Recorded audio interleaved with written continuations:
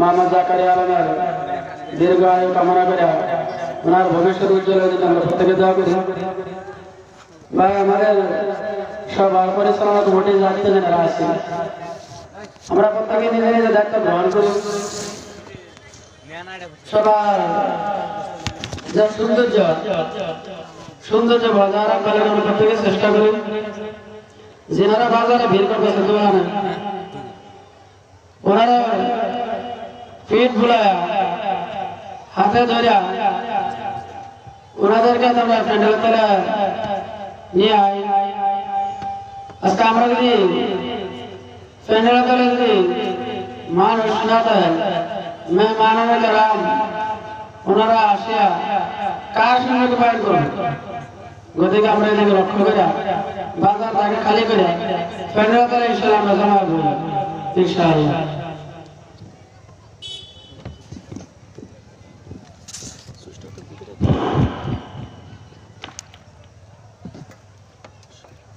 إن الحمد لله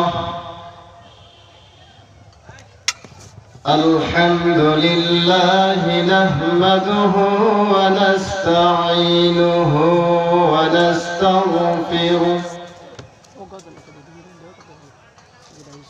ونستغفره ونؤمن به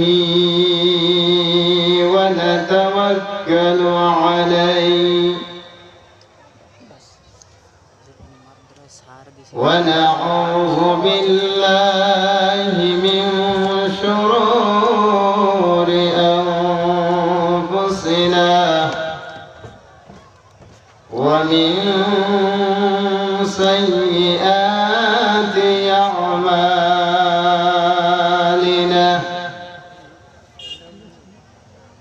من يهده الله فلا مضل له ومن يضلله فلا هادي له ونشهد أن لا إله إلا الله وحده لا شريك له الذي أرسله بالحق بشيرا ونذيرا وداعيا إلى الله بإذنه وسراجا منيرا فقد قال الله تبارك وتعالى في كلامه المجيد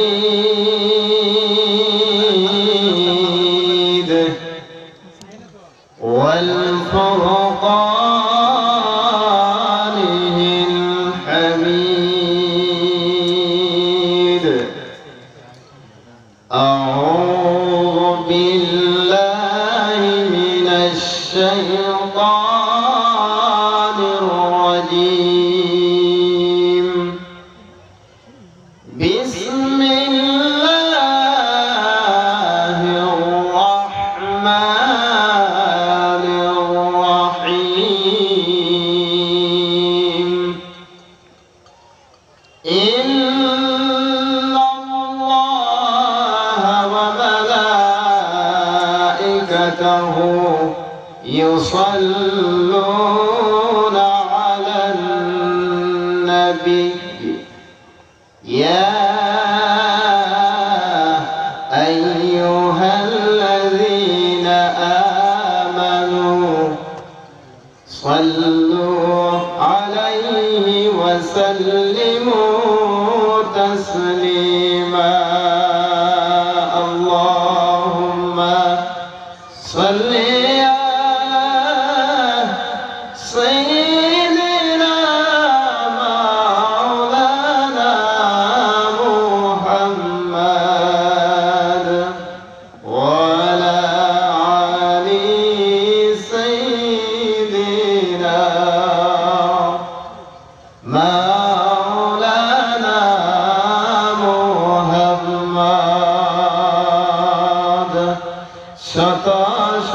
তো কাফির ছিল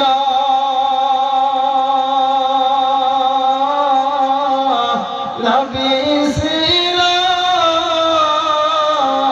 একজনা সবাই বলে মারো পাথর দাদাকে হয় দিল না সবাই বলে মারো পাথর দয়া করো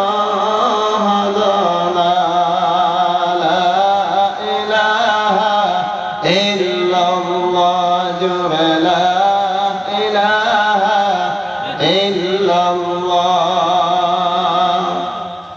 লা ইলাহা ইল্লাল্লাহ লা ইলাহা ইল্লাল্লাহ মুহাম্মাদুর রাসূলুল্লাহ محترم সামিনিয়ান ইকরাম আজকে বর্মা বীর জামে মসজিদের সৌজন্য এখানে দ্বীনের জান্নাতের বাগানের একটি তৈরি করা হয়েছে যাই হোক আমাদের স্টেজের মধ্যে বসে থাকা উলামায়ে কেরাম আমাদের মারকাজুল উলুম বর্মা মাদ্রাসার শিক্ষক আমার শের তাজ আমার উস্তাদ হযরত মাওলানা ও কারি মোহাম্মদ শহীদুল ইসলাম সাহেব দামাত বরকাতুহু আমার সম্মুখে বসে থাকা ছোট বড় ভাই বন্ধু সকল পর্দা থাকা অতি সম্মানীয় সম্মানিতা মা এবং বোনেরা প্রত্যেকের কাছে আজকের যিনি মুখ্য অতিথি জনাব হযরত মাওলানা হাফিজ ও কারি মোহাম্মদ ইদ্রিস আলী সাহেব মাদাদিল্লাহুল আলী ক্ষণিক সময়ের ভিতরেই আপনারা এই জায়গার মধ্যে উপস্থিত হইবেন যিনি বিশিষ্ট অতিথি হাফিজ ও কারি মোহাম্মদ হাবিবুর রহমান বুলবুলি সাহেব দামাত বরকাতুহু তিনারা এই জায়গার মধ্যে আসবেন আসিয়া কোরআন এবং হাদিসের থেকে মধুর কণ্ঠে আপনাদেরকে শোনাইবে যাই হোক আমি এখানে এসেছি দুই একটি কথা বলার জন্য আল্লাহ রাব্বুল আলামিন যদি আমাকে